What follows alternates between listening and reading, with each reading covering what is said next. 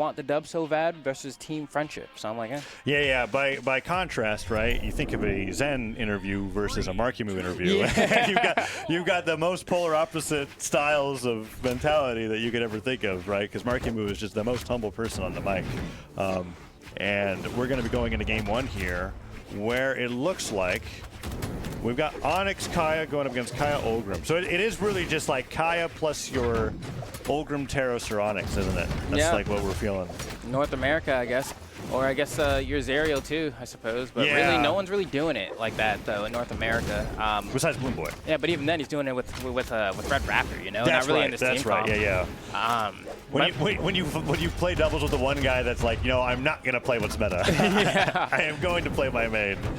Although in his defense, he's made Red Raptor meta in my opinion. I agree. I'm like, why aren't more players picking the character? But back to this match. Marckiemoo, the least damage so far. Hideaway trying to get some more damage in. And we got ourselves a really close opening here once again. Zen and Hideaway taking center stage, but Marckiemoo just breaks that right up. Oh, nice punish, but Marckiemoo punishes the punish with also knocking out combination and manages to get a dub in the 1v1 in the downtime of the respawn. And he's going to go ahead and pick up this pass from Futurebubble as well. That was just off an N-Light, so much damage they're able to get. And I like that conversion to the down air of all things off a D-Light, right? You don't see that often.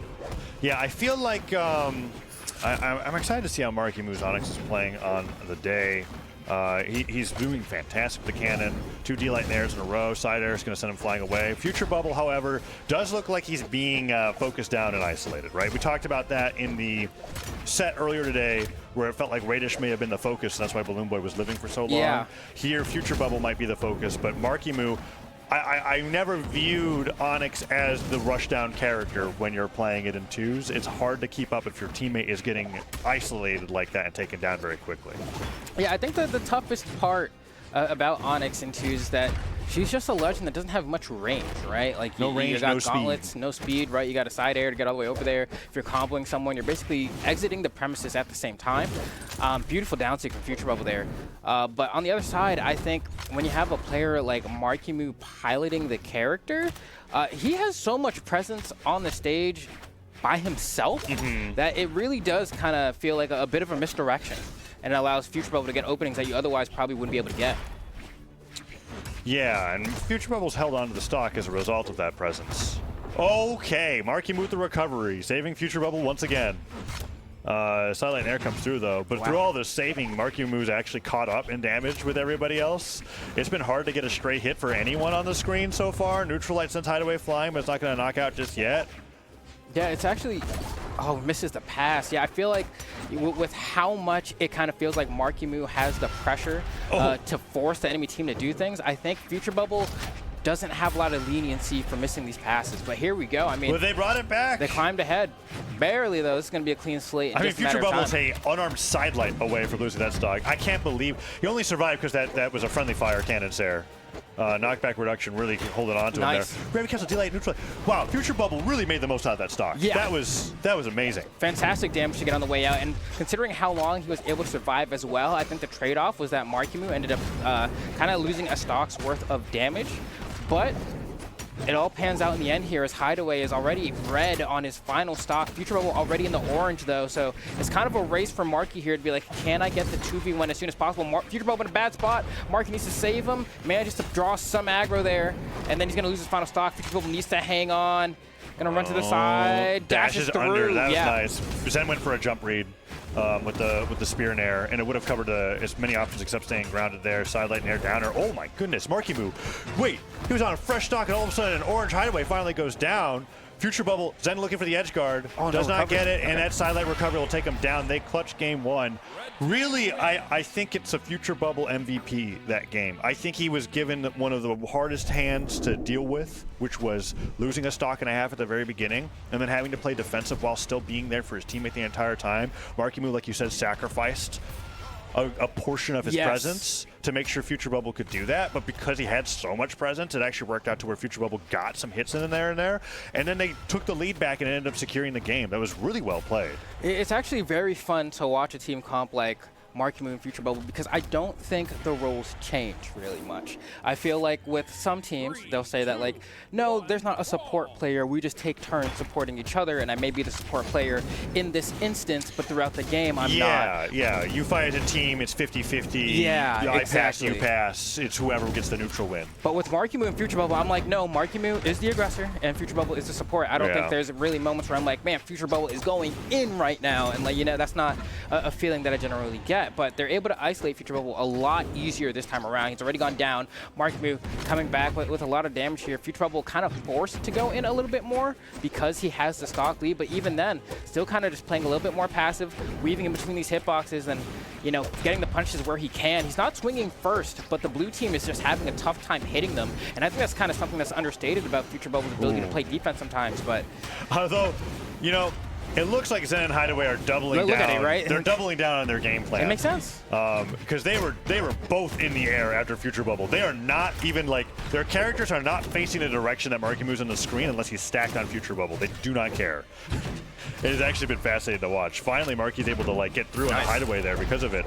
And that strategy could be detrimental if they're taking a ton of damage, running around in circles, fighting the one person who doesn't even need to fight back.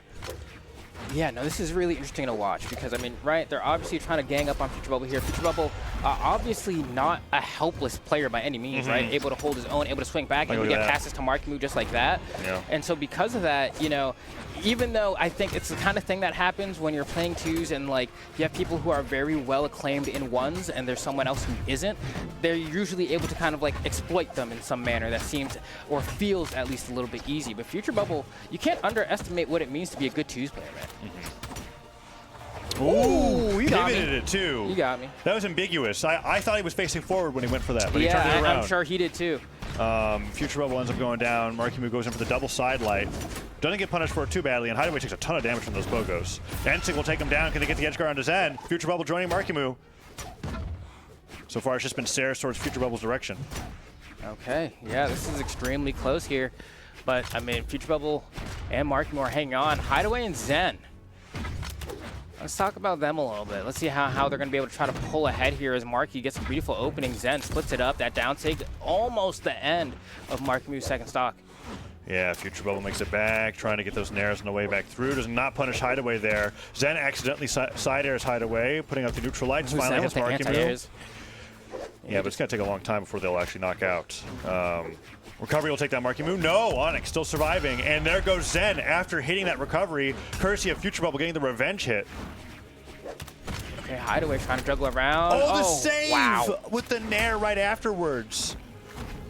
And then Marckiemoo got some damage for it. Futurebubble gets the nair on both Zen and Hideaway. Yeah, people keep sleeping on Futurebubble's ability. All right, here we go. Zen gets an opening. The weapon throw to save Marckiemoo. Okay.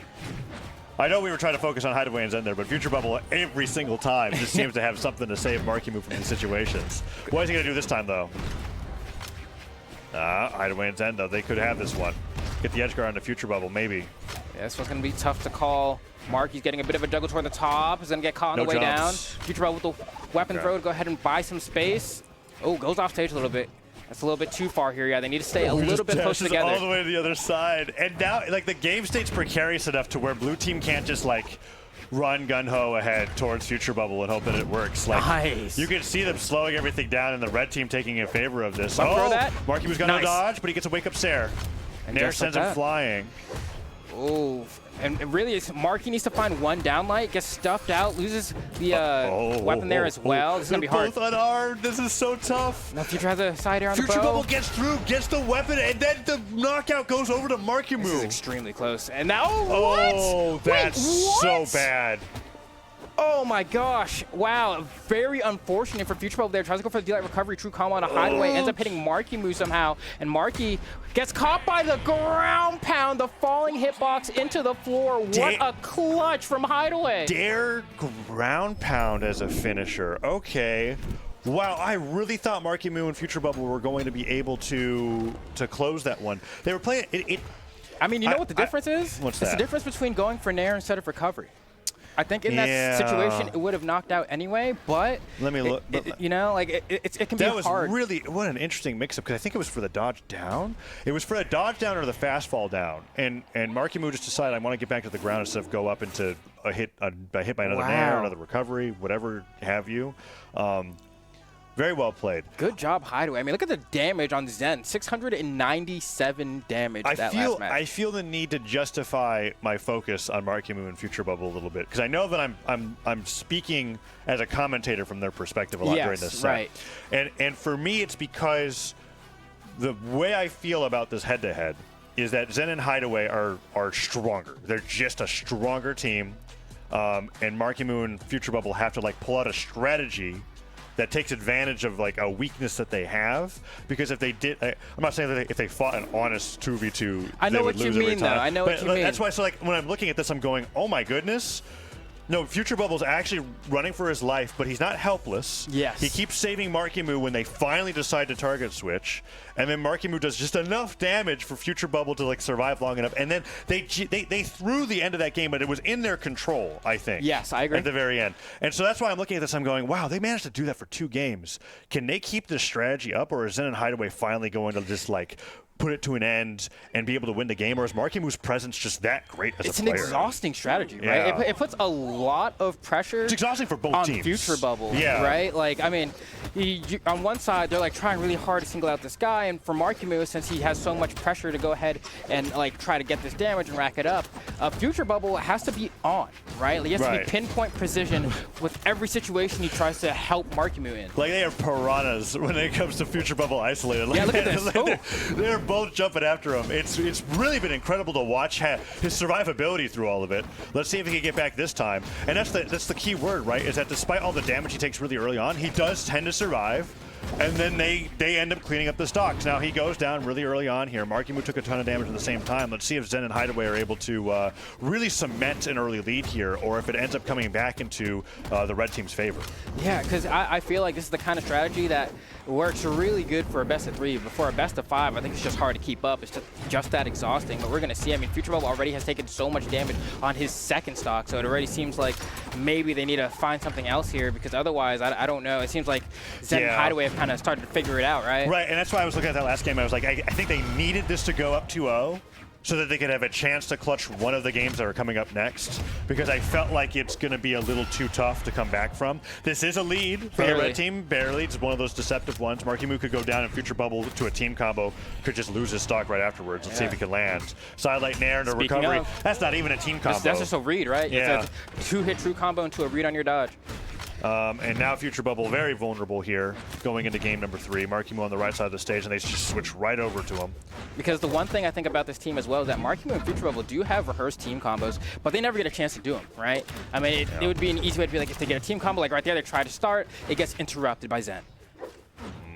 Let's see what we got. Marckiemoo goes for the double sidelight.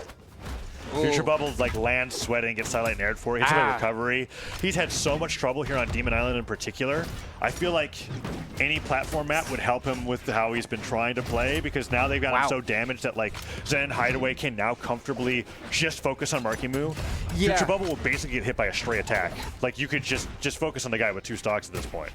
And really, it's difficult too, because you know, the onus is on Marky to approach even harder now, because it's the only way Futurebubble is going to survive, and the only way they're going to come back into this match. Futurebubble has been annihilated. And Marky goes down. This is exactly what I was worried about, right? And that's this is justification to the for lack of better words, analysis, I guess, I had of the first 2 games. Like the commentary perspective, right? Because when I was looking at this, and I was like, this is what every game should have looked like. But Marckiemoo and Futurebubble played it so well, they got a win, almost went up 2-0. But this is how it felt like it should have been going for me every time. Amazing combo, gets the instinct up the top. You get the Onyx privilege to survive another team combo. Delight Cider sends him flying, and he gets the gravity cancel pivot Endlight to get the shutdown. Pretty smart. Yeah. But it was 1 stocks to 4, so. And that should be the stock. Delight recovery is going to go ahead and seal the deal. 2-1. For Zen and Hideaway, they're looking incredibly more polished at dealing with this game plan. I'd say we gotta go somewhere with a platform if you want to be able to have some space for Futurebubble to take refuge. Yeah. Demon Island's just not it. I don't know what you're gonna do there. But we're going back. We are going back. Well, I think we're going to be getting an equally fast game here, Flambeau. Unless they've changed something with the characters. They have not. Yeah, no, I'm worried a little bit for them, right? That being said, first 2 games, really incredible. I think Hideaway and Zen, it just felt like a fight against the timer, like the fuse was coming through. Yeah. And now the bomb's gone off, and Zen and Hideaway know exactly what they need to do. And even in game 2, they were able to get the first stock off Futurebubble relatively quick. He was just able to hang on to a second stock for a really long time. But speaking of, I mean, Futurebubble getting focused out here, almost gets sniped. Marckiemoo coming in, and he has to make them really feel the pain when they don't successfully get Futurebubble, right? He has to really, and look at him. I mean, Marky, that's the thing. Like, he's a tank. I don't know how better else, like a literal tank. Like, he's shooting like absolute, you know? You're talking about like a vehicle of war. Yes, exactly, exactly. Not like, oh, we can take so many hits. Like, no, this dude is a weapon of mass destruction. Yeah. Futurebubble does go down, though, to Olgrim's ground pound. Marckiemoo on the right side of the stage, waiting for some pressure to be relieved by his teammate. Futurebubble gets through, some friendly fire. That could be bad. Futurebubble does make it back, though. Down air and an air, not going to combo, and Zen gets hit by that side light. Oh, and the hard part about this game plan is that Futurebubble has to kind of guess how Marckiemoo is going to attack so that he doesn't get caught by the hitboxes that Marckiemoo is trying to throw out to catch the enemies, right? Yeah. So there's a lot of times where you'll see him try to do that, and everyone gets hit. He's good. Not anymore. Not anymore. He's saving nice from Marckiemoo to let him get the nair. But and the double knockout. Oh, and he gets the dodge back in time. All right. Futurebubble hangs on. Crazy teamwork from the red team. Absolutely impeccable. Because I thought that was going to be like a 6 stocks to 2 situation at that rate, right? But they brought it back to an even game. Futurebubble does get by down light and lights. And Marckiemoo fighting in the 1v2s, and then Hideaway deciding to put some pressure there as they just bat Futurebubble away, trying to keep him out of the scrap. Oh, he has gets a weapon. a cider afterwards, and Marckiemoo now just as damaged as Futurebubble. Down light into an in light, that's going to knock out Marckiemoo on the right side of the stage. Down sig, caught him. Charged it, They both committed to a sig. And Marckiemoo charged the gravity cancel and sig as long as he could, but you can't charge a gravity cancel as long as you can a grounded move, and he goes right into the blades of Olgrim's down sig there. The chainsaw taking him down. It's 4 stocks to 2. Marckiemoo could get the combo. Yeah. Nice try from Marky there. Needs to get the touch. Needs a touch. Needs to save. And Futurebubble gets the recovery. They just keep grabbing. But they can't come back out. For the 4th ground pound in a row. Hideaway going for the highlight. Chase dodges up. Pogo into Pogo. Marckiemoo avoids one down light. Gets the double dare. Could get the double knockout. Oh, tries to go for the slide, but gets hit by the recovery. If he got a clean slate there, I mean, still would be a really hard 2v1 to come from, but I respect it. But yeah, I think that's pretty much all she wrote, Taza. We'll see if Marckiemoo can do 3 stocks. Yeah, 3 dodge reads off of cannon while their teammate just sits there and does nothing. Because like you could throw a weapon. GG. No, doesn't get the side sig. Yeah, that was pretty poor timing. Goes for the down sig as well. Zen with the celebration there. Well played, 3-1. Yeah, I did feel like they needed that 2-0 lead to have a possible chance to win by Game 5. That's how it felt like it was going, because Zen and Hideaway, yes, it's exhausting to play against to play with that playstyle, specifically to execute it. Yes. It is not as exhausting for Zen and Hideaway to adapt to that. Their energy reserves were going to stay healthy throughout the entirety of that set, whereas like Marckiemoo and Futurebubble were going to quickly deplete, as we